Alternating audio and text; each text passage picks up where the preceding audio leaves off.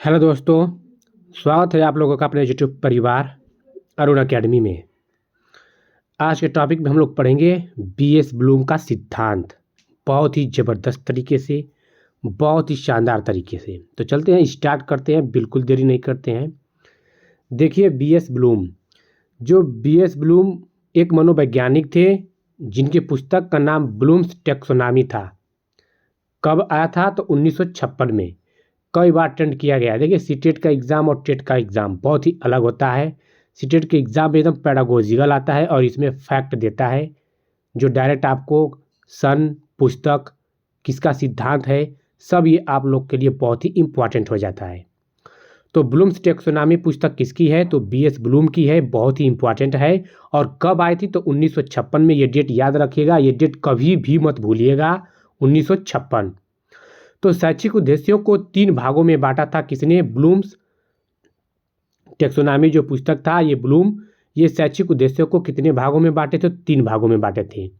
ये जो कैप है इसको याद मत रखिएगा, बस ये कैप इसलिए हम रखे हैं आप लोग को याद करने के लिए कि ये जो ब्लूम है ये क्या करते हैं, बस इतना जानिए कि कैप लगाकर घूमते रहते हैं।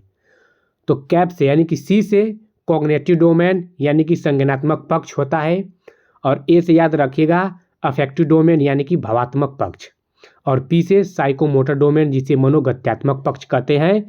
तो शैक्षिक उद्देश्यों से ये ब्लूम्स ने कितने भागों में बांटा था? तो 3 भागों में। कौन कौन? एक संज्ञानात्मक पक्ष होता है, और ये भावात्मक पक्ष और मनोगत्यात्मक पक्ष, जिसे कॉग्निटिव डोमेन, अफेक्टिव डोमेन और साइकोमोटर डोमेन के नाम से जाना जाता है। याद रखिएगा कि डायरेक्ट क्वेश्चन टेंड करता है कि शैक्षिक उद्देश्यों को बीएस ब्लूम ने कितने भागों में बांटा था? तो 3 भागों में बांटा था। ये कई बार अटेंड किया गया है, और ये भी दे सकता है कि निम्न में से कौन से बीएस ब्लूम के शैक्षिक उद्देश्यों में ये जो भाग है इनमें से नहीं है। तो 2 इसमें से याद कर लीजिएगा, तीसरा कोई नहीं दिया रहेगा। तो ये याद रखिएगा, संज्ञानात्मक पक्ष, भावात्मक पक्ष, मनोगत्यात्मक पक्ष, ये किसका है? तो ब्लूम मनोवैज्ञानिक का है। ये कैप पहनते हैं, कैप से याद रखिएगा cognitive domain, affective domain, psychomotor domain. तो चलते हैं एक एक करके हम लोग देख लेते हैं। संज्ञानात्मक पक्ष क्या होता है यानी कि कॉग्निटिव डोमेन, भावात्मक पक्ष क्या होता है यानी कि अफेक्टिव डोमेन या मनोगत्यात्मक पक्ष जिसे साइकोमोटर के नाम से जाना जाता है। तो संज्ञानात्मक पक्ष यह बौद्धिक क्षमताओं से जुड़ा होता है। बौद्धिक यानी कि हम क्या करते हैं, मस्तिष्क में ज्ञान कहाँ हम लोग स्टोर करते हैं? अपने दिमाग में करते हैं, अपने मस्तिष्क में करते हैं। तो हम लोग जो थिंकिंग करते हैं, जो सोचते हैं, जो तर्क करते हैं, कहाँ करते हैं? अपने दिमाग में करते हैं, यानी कि अपने बुद्धि में करते हैं। तो बस इतना याद रखिएगा, जो बुद्धि से संबंधित आ जाए उसको संज्ञानात्मक पक्ष में आप लोग मार दीजिएगा।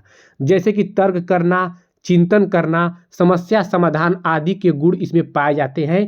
किसमें? संज्ञानात्मक पक्ष में। जितने भी बुद्धि से संबंधित आपको दिख जाए सब वो आप चले जाइएगा संज्ञानात्मक पक्ष के पास। तो यह बौद्धिक क्षमताओं से जुड़ा होता है। कौन? संज्ञानात्मक पक्ष। और एक होता है भावात्मक पक्ष। यह भावनाओं, मूल्य एवं प्रशंसा आदि से जो आपकी भावना को प्रदर्शित करे वो कहाँ जाएंगे? भावात्मक पक्ष। मूल्य जैसे माता पिता के सम्मान करना, जितने मूल्य हैं, प्रशंसा करना, जो भावनाएं रूप से आती हैं, दिखाई न देती हैं, जो आप लोग के भावनात्मक क्या होती है? तो याद रखिएगा ये भावनात्मक पक्ष में जाती है।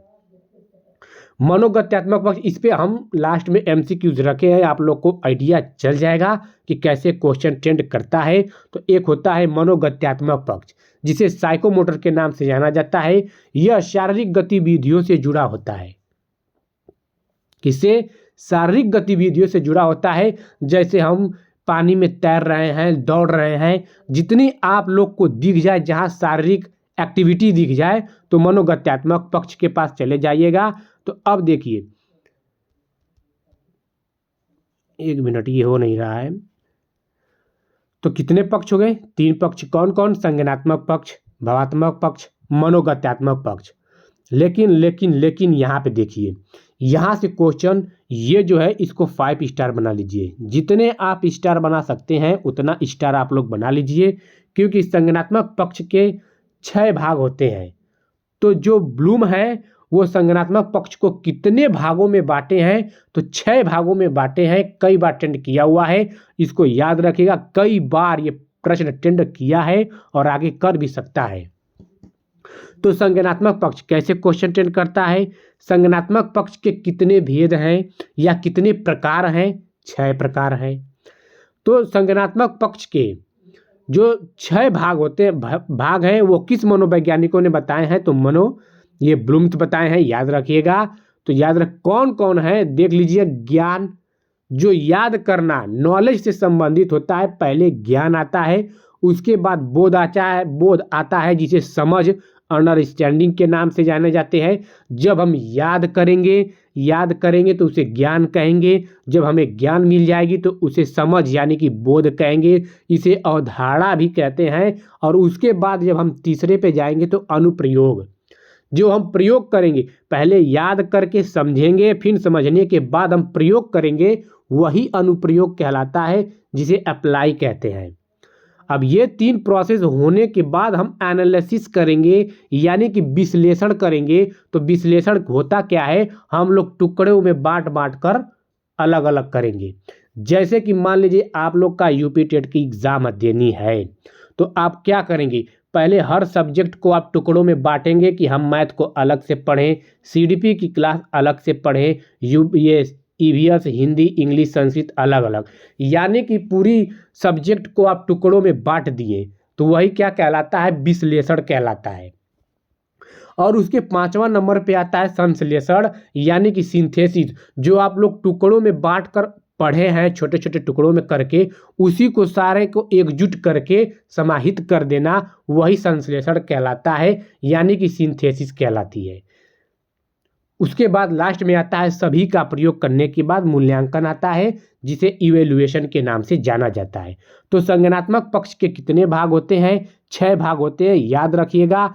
और शैक्षिक उद्देश्यों को 3 भागों में किसने बांटा है, तो विलियम्स ब्लूम ने बांटा है। तो ब्लूम की पुस्तक का क्या नाम है, ब्लूम्स टेक्सोनॉमी। और ये ब्लूम्स टेक्सोनॉमी कब आया था, तो 1956 में आया था, याद रखिएगा। ये जो कैप है इसको हम याद करने के लिए बताए हैं कि बस इतना याद रखिएगा, जो ब्लूम महोदय हैं वो कैप लगा कर चलते हैं। और कैप से यानी कि सी से कॉग्निटिव डोमेन जिसे संज्ञानात्मक पक्ष के नाम से जाना जाता है, ए से अफेक्टिव डोमेन जिसे भावात्मक पक्ष, और पी से साइकोमोटर जिसे मनोगत्यात्मक पक्ष। तो याद रखिएगा, याद करने का एक ट्रिक है कैप। तो चलते हैं हम लोग देख लेते हैं जो PYQ में, जो पिछले एग्जाम में टेट का हुआ था, कैसे कैसे क्वेश्चन यहाँ से अटेंड करता है। तो निम्न में से कौन सा संज्ञानात्मक पक्ष से संबंधित नहीं है, तो संज्ञानात्मक पक्ष यानी कि कॉग्निटिव डोमेन हम लोग क्या 6 भाग जो ब्लूम्स ने इसके प्रकार बताए थे, तो 6 भाग कौन कौन है अभी जस्ट हम लोग पढ़े हैं। तो इसमें क्वेश्चन में क्या कह रहा है कि निम्न में से कौन सा संज्ञानात्मक पक्ष से संबंधित नहीं है, यानी कि संज्ञानात्मक पक्ष से।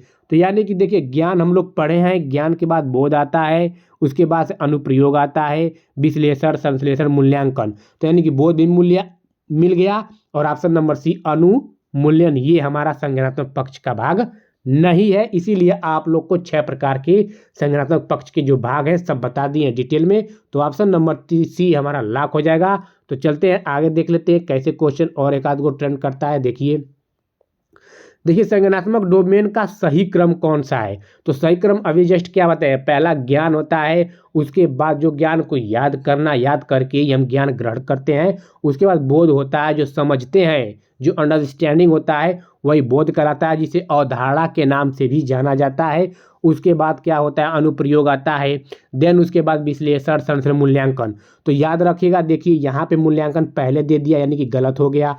यहाँ भी ऑप्शन नंबर बी भी मूल्यांकन पहले, मूल्यांकन तो हमारा लास्ट चरण होगा, लास्ट एकदम लास्ट होगा। तो ज्ञान, अनुप्रयोग, अवधारणा, देखिए ज्ञान, अनुप्रयोग ठीक है, अवधारणा देखिए ये क्या है, विश्लेषण, यानी कि पहले ज्ञान आ गया, फिर उसके बाद से हमारा क्या रहेगा, या तो बोध रहेगा, या तो समझ, बोध को समझ कहते हैं, या बोध को ही अवधारणा कहते हैं, यानी कि ये भी गलत हो गया।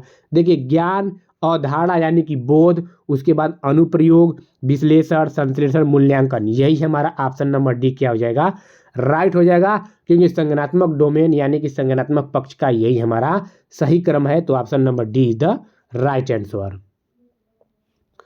देखिए एक और क्वेश्चन है, देख लेते हैं। तो शैक्षिक उद्देश्यों के ब्लूम के वर्गीकरण के भावात्मक पक्ष से निम्न में से कौन सा स्तर संबंधित नहीं है। तो देखिए भावात्मक पक्ष से संबंधित नहीं है, तो देखिए ज्ञान, बोध, समझ जितने हम लोग पढ़े थे ये क्या है, ये क्या है, संज्ञानात्मक पक्ष है। और बाकी यहाँ पे नहीं पूछा है, तो हम लोग संज्ञानात्मक पक्ष के 6 भाग पढ़े थे, ज्ञान, उसके बाद बोध, फिर उसके बाद अनुप्रयोग, विश्लेषण, संश्लेषण, मूल्यांकन। तो ज्ञान हमारा संज्ञानात्मक पक्ष मिल गया, तो यही क्या होगा, भावात्मक पक्ष नहीं होगा। तो option number b is the right answer. तो दोस्तों अगर आप लोग को वीडियो अच्छा लगा हो तो चैनल को लाइक, सब्सक्राइब, शेयर, कमेंट कर दीजिए, जिससे हमें भी मोटिवेट मिलता रहे। ठीक है दोस्तों, आप लोग का बहुत बहुत धन्यवाद।